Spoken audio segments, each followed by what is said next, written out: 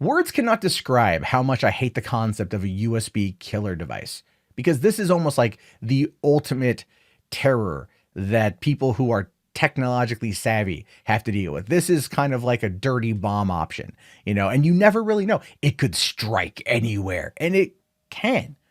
And you can buy these things legally. And it's terrible that they exist, but I understand why they exist, but I still freaking hate them.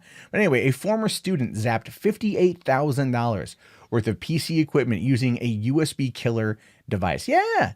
Now he faces up to 10 years in prison for intentionally destroying a college's computer equipment. Because, that's a smart thing to do. I got this USB stick. What does it do? Oh, it's a USB killer. Let's try it on my college computer and see what happens. Dumbass.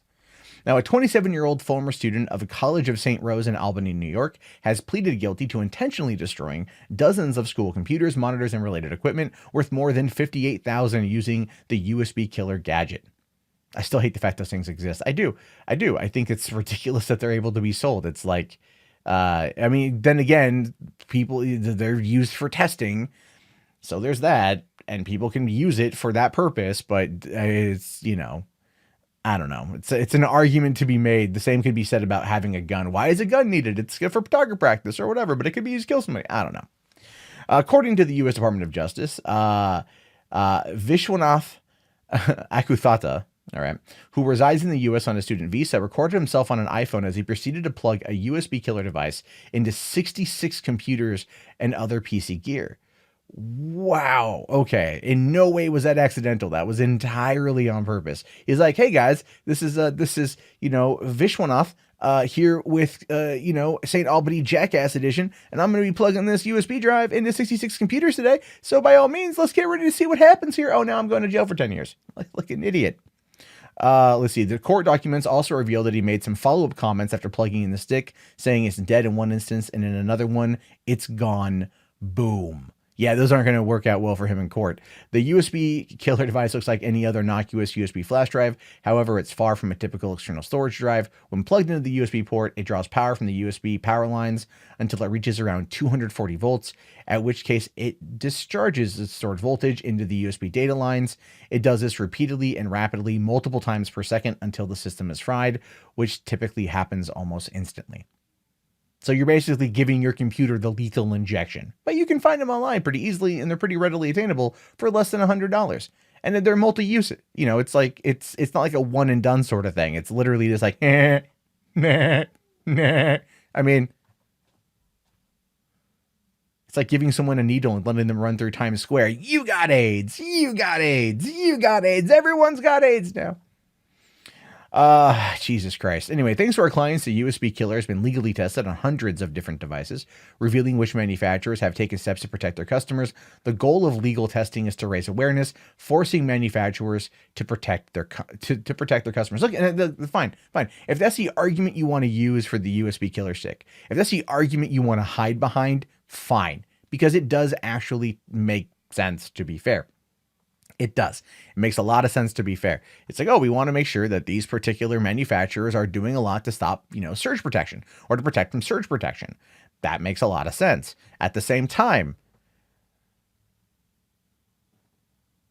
this is, literally giving an asshole a loaded gun with unlimited bullets for anything with a USB drive in it. Now, and they go on to say here that companies like Cisco and Microsoft and Panasonic and Samsung and others have used it. But it can be used for harm as well. Almost every device with a USB port is vulnerable, including game consoles. It's able to overload 95% of consumer devices with the USB port. Yeah, so just have that available. Just have that, just sell that, I don't know, something like, look, I'm just telling you, something with this kind of destructive power to me feels like it should be regulated. I feel like it should be regulated and not readily available for sale, because there's no purpose for it. No one's going to sit there and buy it to go like, I'm going to sit there and use this to make sure that my computers are surge protected and they can resist this kind of stuff. So every device that comes through here gets the test. I think it's ridiculous that this is able to be sold. I do. You can sit there and criticize me, say, but what about capitalism and the free market? This is something that's designed specifically to protect against bad practices by manufacturers. which is fine. So the company should only sell them to people who are working in that particular marketplace, who can then test it on actually purchased devices that are not going to be then out into the wild. Imagine if one of these things got out at E3 or something. Imagine if a person just went out to each device and was like plugging it in to different consoles. I mean, they could do that. They could really do that. The people who work at E3 are kind of dumb. You know, they literally just hire local models to come out there and go, hi, would you like to play the new Mario game? Like, it's totally dope. They do that. So these people don't pay attention to it. I mean, it's such a dumb thing to do. Now he faces up to 10 years in prison and a fine of up to $250,000, and he'll be sentenced on August 12th. Look, the thing is, this guy's an idiot. This guy's a damn idiot. This guy's a moron. He did this intentionally. I really don't have any defensive comments to make here. It wasn't like it was an accident. He purchased a stick. He used it on 66 devices, and he was recording himself doing it. And I don't quite know why. I mean, obviously this is a very, kind of very light on information article, but it's like, why would you do that?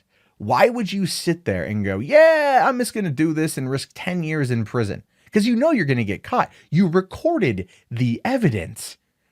Was he yelling World Star the entire time? Like that, it boggles my mind how stupid people are. Did he think that he was going to do this and then, F off back to India, wherever he's from? Because he's on a student visa? Like, is he like, aha, you can't get me. Non-extradition treaty. No, they got you, son. And now you're going to spend 10 years in jail and have to pay out a $250,000 fine because this was just, so stupid. So stupid. But then again, this is just the damn world we live in. Anyway, your thoughts, your opinions. Let me know down in the comments below. I'll talk to you guys later. Have yourself a great day, and peace out.